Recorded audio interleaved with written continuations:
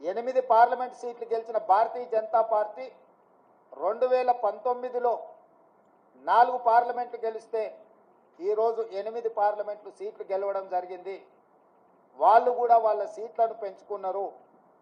ఆనాడు 20% ఉన్న ఓట్లను వాళ్ళు ఈరోజు 35%కి పెంచుకోవడం జరిగింది.